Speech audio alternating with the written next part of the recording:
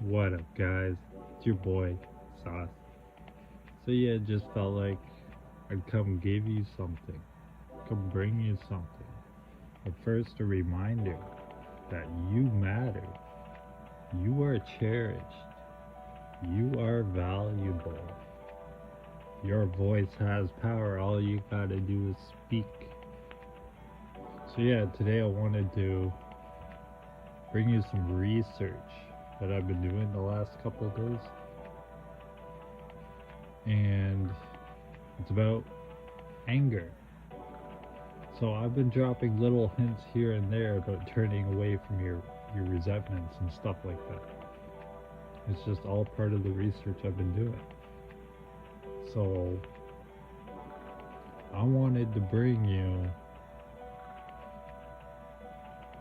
some information about anger and how it's not good for your health and why you shouldn't feed into it, why you shouldn't feed into your rage, why you shouldn't feed into resentments. You know, this also includes revenge, stuff like that. So I will start. Some of the bad things, it's not good for your health. Anger is not good for your health.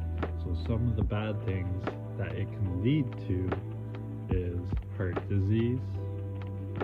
Anger can increase your heart rate, your blood pressure, and cardiovascular risk. In fact, a study found that people who experience anger more frequently are more likely to develop heart disease. High blood pressure. Repeated episodes of anger can lead to consistently high blood pressure, which can cause damage to blood vessels and increase the risk of heart disease, stroke, and kidney disease. Anxiety and depression. Anger can trigger or worsen anxiety and depression. When we're angry, our body releases stress hormones like adrenaline and cortisol, which can disrupt mood and emotional well-being. Weakened immune systems. Chronic anger can weaken our immune systems, making us more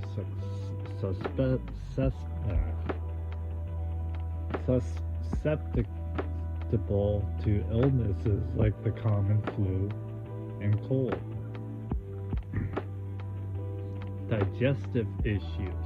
Anger can cause stomach problems such as acid reflux, stomach pain, and digestive issues due to the body's fight or flight response. Sleep disturbances. Anger can lead to difficult falling asleep, insomnia, and other sleep-related problems, which can further exacerbate health issues. Headaches and migraines. Tension and stress caused by anger can lead to headaches, migraines, and other types of pain.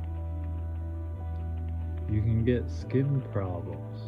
Anger can trigger skin issues like acne, eczema, possibly due to the body's increased stress hormones. So what this does is it makes your anxiety worse. It's linked to depression. It can hurt your lungs. It can shorten your life. So claiming to have a sort of righteous anger and frequently complaining may be even more prone to health issues as mentioned above. Chronic stress. When someone is constantly angry, their body is in a state of chronic stress.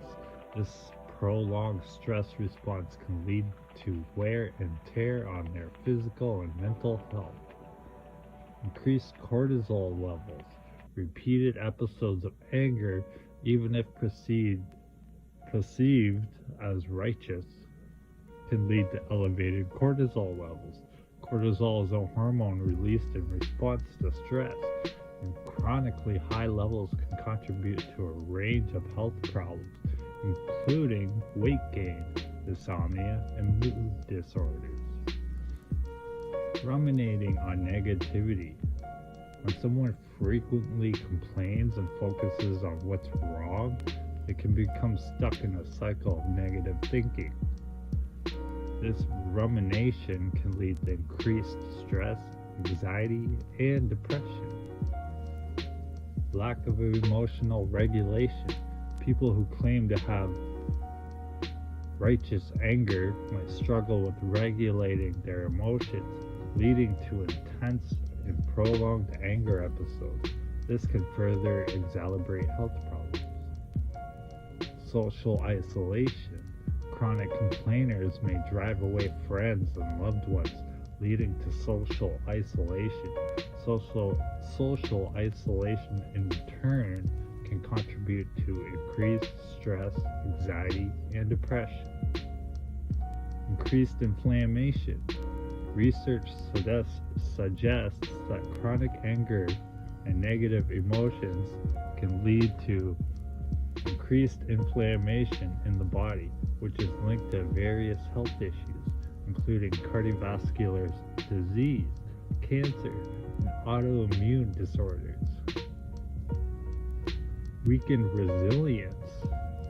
When someone constantly focuses on what's wrong, they may develop a negative outlook on life, which can weaken their resilience and ability to cope with challenges. Here are some things that will help with this. Take steps to manage your anger and complaints in a healthier way. Practicing empathy and understanding. Focusing on solutions rather than problems. Engaging in stress-reduced activities like meditation or yoga. Building a support network of positive, supportive relationships. Learning to recognize and challenge negative thought patterns. Finding ways to channel their energy into constructive actions. Deep breathing exercises. Meditation and mindfulness. Physical activity like going for a walk or a run. Talking to a trusted friend or a therapist. Engaging in relaxing activities like reading or listening to music. Anger itself is a natural and essential emotion that can serve important functions when expressed in a healthy manner. Here are some ways anger can be healthy. It can help motivation and drive. Anger can motivate us to take action, stand up for ourselves or others, and drive change. It can energize us to address injustices, inequalities, and unfair treatment. Boundary settings. Anger can help us establish and maintain healthy boundaries with others. When we express anger in an assertive, not aggressive way, we can communicate our needs and expectations more efficient. Protective instincts. Anger can trigger our protective instincts, helping us defend ourselves, our loved ones, or our community from harm or threat. Emotional release. Anger can serve as a natural emotional release, allowing us to process and express pent-up emotions in a healthy way. Social change. Anger can fuel social movements and activism, driving positive change and progress in areas like social justice, equality, and human rights. Personal growth. Anger can prompt self-reflection, helping us identify areas where we need to grow, adapt, and make changes in our lives. Communication.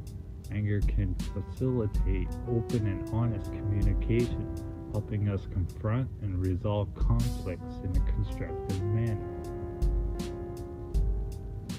So to reap the benefits of anger while avoiding the negative consequences, it's essential to recognize and acknowledge your anger. Identify the root causes to your anger. Express anger in a healthy, assertive way through I statements, active listening, and respectful communication. Take a step back and reflect on your emotions and gain perspective. Channel your anger into positive action or problem solving. Practice empathy, compassion, and understanding towards yourself and others. Remember, healthy anger expression is about being assertive, not aggressive or violent. Revenge is not a healthy way to manage anger. In fact, seeking revenge can lead to more harm and suffering for all parties involved. Here's some examples why. Escalation. Revenge can lead to an endless cycle of retaliation, causing more harm and escalating the situation. Increased anger. Revenge often fuels more anger rather than resolving the issue or providing closure. Loss of control. Seeking revenge can lead to a loss of control, causing individuals to engage in destructive behavior that can have serious consequences. It can damage to the relationships. Revenge can damage relationships, causing hurt, resentment, and mistrust. Negative emotion. Negative emotional impact. Revenge can lead to feelings of guilt, shame, and remorse, which can perpetuate negative emotions and emotional turmoil. Lack of resolution. Revenge often doesn't address the underlying issue or provide a sense of resolution, leaving the anger and frustration unresolved. It's a vicious cycle. Revenge can create a vicious cycle of violence, retaliation, and revenge, causing harm to others and perpetuating a culture of aggression. Instead of seeking revenge, it's more effective to focus on addressing the issue. Confront the problem or person directly using I statements to express feelings and needs. Practicing empathy. Try to understand the perspective of and humanity of the person who wronged you. Forgiveness. Work towards forgiveness, not for the other person's sake, but for your own emotional well-being and release from the burden of anger. Personal growth. Use the experience as an opportunity for personal growth, self-reflection, and learning. Remember, revenge might provide a temporary sense of satisfaction, but it can lead to long-term negative consequences for all parties involved. By choosing a more constructive approach, you can break the cycle of anger and achieve a more positive outcome. Letting go is an essential part of the healing process, especially when it comes to anger and negative emotions. Release the burden. Letting go allows you to release the emotional burden of anger, resentment, and bitterness. This can bring a sense of relief and lightness. Break free from the past. Holding on to anger or negativity can keep you trapped in the past. Letting go helps you break free from the emotional chains that bind you to painful experiences. Create space for positivity. When you let go of negative emotions, you create space for positive emotions like love, compassion, and gratitude to flourish. Improved mental health. Letting go can lead to improved mental health, reduced stress and anxiety, and even lower blood pressure. You build better relationships. Letting go of grudges and resentments can improve relationships as you're no longer bogged down by negative emotions. Increase empathy. When you let go, you can develop more empathy and understanding for others, leading to a more harmonious and meaningful connection. Spiritual growth. Letting go can be a powerful catalyst for spiritual growth as it helps you surrender your ego and connect with your higher power or your inner self. So how can you let go? Acknowledge and accept. Recognize your emotions and accept them as valid. Avoid suppressing or denying your feelings. Identify the lesson. Reflect on the experience. Try to identify the lesson or growth opportunity it presents. Practice forgiveness. Forgiveness is a process, and it might take time. Start by forgiving yourself and then work towards forgiving others. Use mindfulness. Mindfulness practices like meditation and deep breathing can help you stay present and focused, making it easier to let go.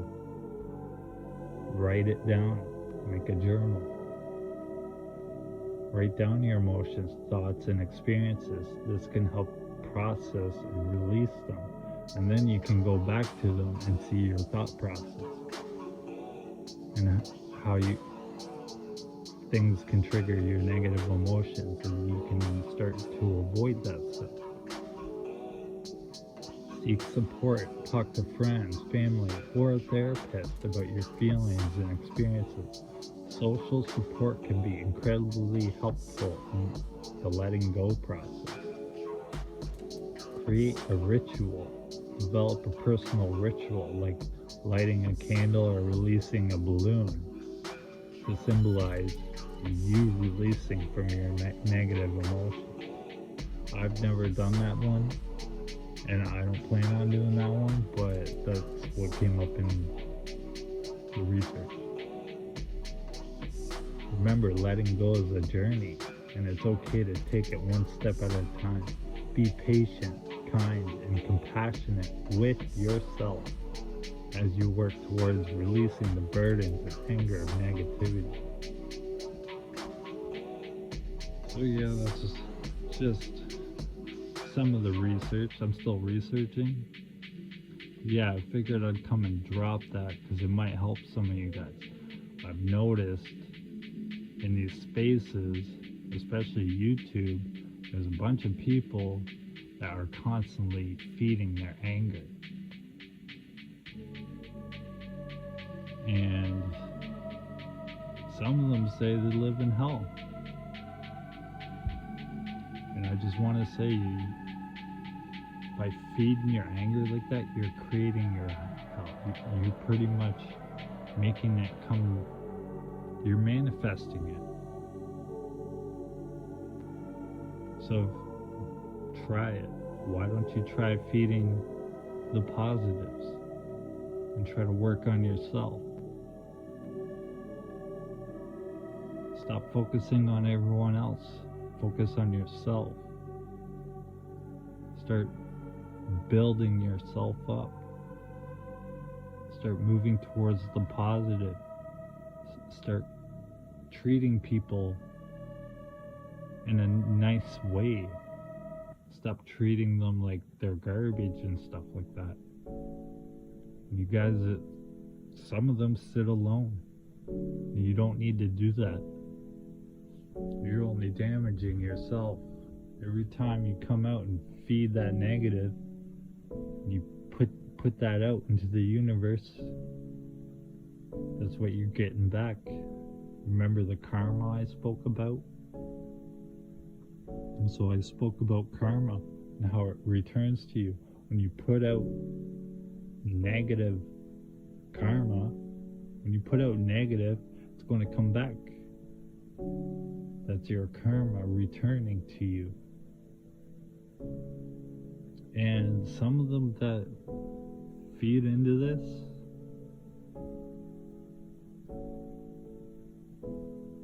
they don't understand why they live in hell, but yet they're always pushing out negative. So I'm telling them, you don't need to do that. Go and help someone. Go and shovel your neighbor's driveway. Just don't ask them, just do it. Watch your good karma return to you. Put out something productive instead of something that will keep others in a low vibration, in a low negative vibration. So when you're constantly putting out all this negative stuff and videos and stuff, you're keeping others down with you. Why don't you flip that into a positive and watch things will start coming back to you in a positive manner. Also, set yourself free. You got chains on you. Like I said, stepping stones. You need to go back and find that one stepping stone with that chain attached. A lot of you guys are chilling on the same stepping stone. Learn to move forward. When you're constantly looking backwards, you're going to end up tripping because you're not looking forward. But yeah, remember what it said, look inwards, not outwards. Stay positive and humble, and turn to Jesus Christ, getting that word.